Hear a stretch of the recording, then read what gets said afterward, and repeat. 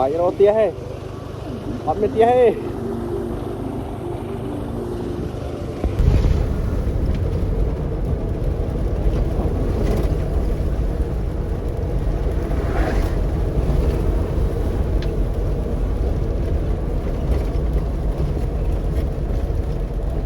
លោកធំហ៎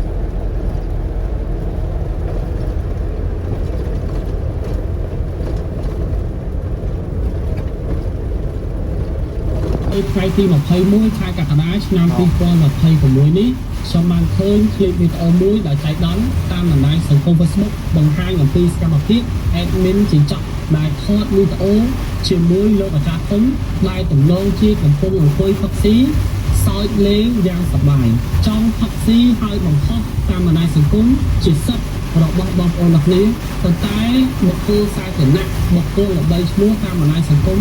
បែរជាប្រើប្រាស់នៅពាក្យពេចន៍អក្សរធម៌បំផុតបើភ្លៀងអញ្ចឹងមករៀកដូវវិណាទៀតម៉ែនេះជាពាក្យលេងសើចយ៉ាងណាក៏ដោយអត់ភ្លៀងអត់រៀកដូវទេពេលភ្លៀងមករៀកដូវសូភ្លៀងតិចម៉ែជុះចោលមកពុំចង់បើកឡានជឿម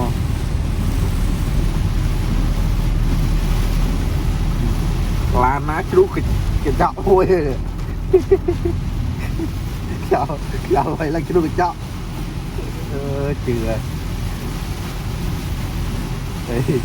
តែក្នុងកាមេរ៉ានេះមិនភ្លៀងឡើងល្ងឹតមើលគ្នាអត់ចង់ឃើញក្នុងកាមេរ៉ាច្បាស់ចេះជឿហើយ